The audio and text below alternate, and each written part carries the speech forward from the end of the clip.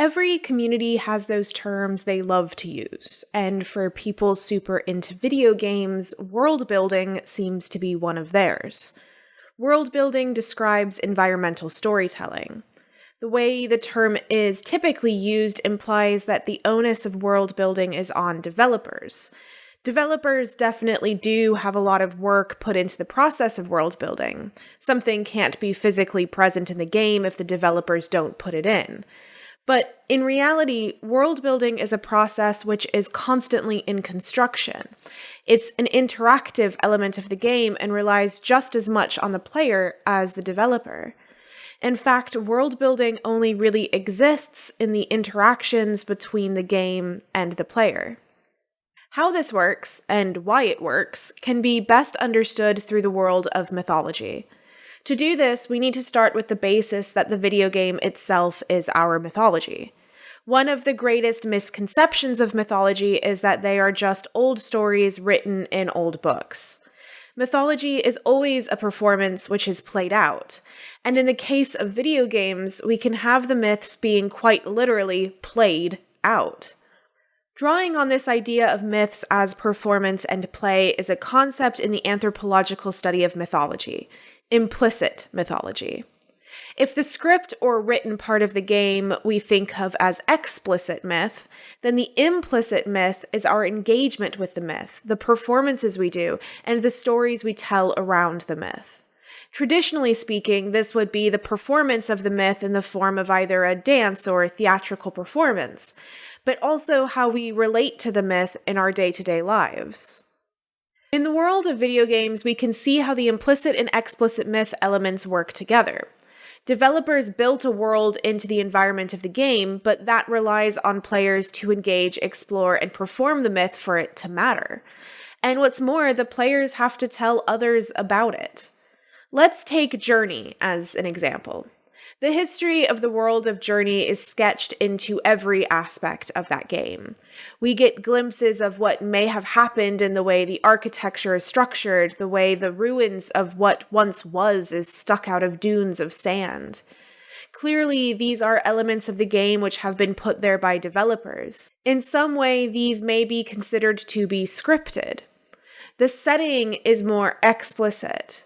But this isn't really considered to be world building until the players engage with it and use it to build their understanding of the world.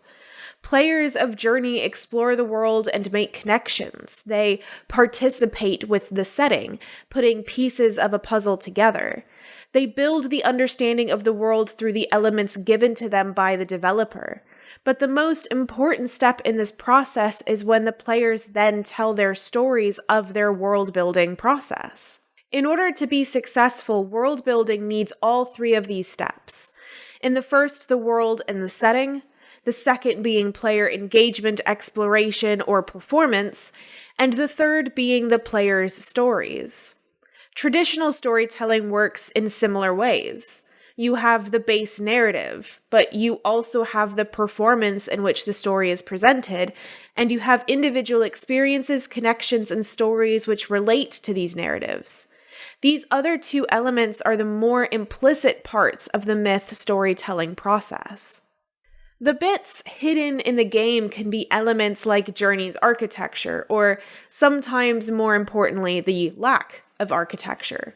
The ruins in the world of Horizon Zero Dawn, for instance, leaves the player exploring the wreckage and wondering what happened. The explicit bit, which inspires implicit engagement, can also be in the descriptions of found items like in Dark Souls. These descriptors inspire players to seek collaborating elements elsewhere, encouraging them to engage with the virtual world. These engagements and participation elements are implicit rather than explicit because there is no guarantee players will actually do it. For every player that actively reads every item description in Dark Souls with intense consideration, there's another who doesn't pay any attention to it. World building is a consistent verb which relies equally on the participation of the player along with the developer. It connects the two together. Storytellers do not exist without their context and audience, and the audience needs the storyteller to guide them. The two elements work together in order to provide a full experience of the myth.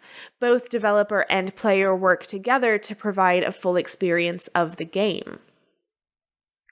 So the explicit myth is the written, scripted story, while the implicit is the participation, performance, and experience. These two elements always work together, though in differing amounts and in differing emphases depending on the game. In the past, I used a graph to understand where exactly a game's world building fell in the intersections of the explicit written and the implicit experienced. On this graph, we have the implicit and explicit as elements of a continuum, with each quadrant being a level of emphasis or de-emphasis of each element. The first quadrant would have low implicit but high explicit. In other words, there is a much lower requirement for the player to engage and explore, and more requirement on the designers to craft and write the story for the player. A good example of this type of game is a Telltale-style exploration like Wolf Among Us. These games are highly crafted, and while the player does navigate the story, they have very little deviation or exploration given to them. Each choice is still one that is crafted. The developers are essentially leading the player through the narrative, not letting the player navigate on their own. The second quadrant would have low implicit and low explicit. Portal fits very well here, a puzzle game whose story is really only present to give context to a complicated and interesting puzzle mechanic. Exploration is intended only to solve the puzzle. And then we have high implicit but low explicit. For games like this, we see Dark Souls fitting very well. The primary game's narrative is esoteric at best, and revealed through item descriptors, boss names, and minor details hidden in small corners. The player needs to actively seek it out to find any kind of cohesion. This type of engagement also encourages players to talk to one another, to share the stories of participation in order to piece it all together. Our last sector, then, is for those who have high implicit and high explicit. These games have scripted narrative which guide the player, but also encourages individual participation and exploration. Legend of Zelda Breath of the Wild has a solid narrative with cutscenes and dialogue, which guides the player to where they're supposed to be. But players are also free to completely ignore all of these aspects and to explore the various corners of the world at whim. Each of these aspects could be explored in their own right, but it helps us to initially paint a picture of how these various aspects work with each other to different ends. It's also important to note that none of these aspects leave room for no explicit or no implicit. In video games, as in mythology, it never stands to just be one aspect. These have to work together to form a beautiful, full experience of our contemporary playable mythology. What makes world building so beautiful and amazing as a player is the feeling of control and connection you have with the game.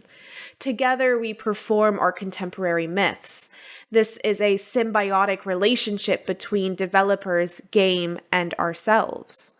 To ignore the role the player has in the construction and experience of world building is to leave an entire half of the relationship on the ground, and it ignores what makes world building so magical and interesting. It's a connection formed and fostered between developer and player, which brings us closer to the simplest and most traditional form of storytelling.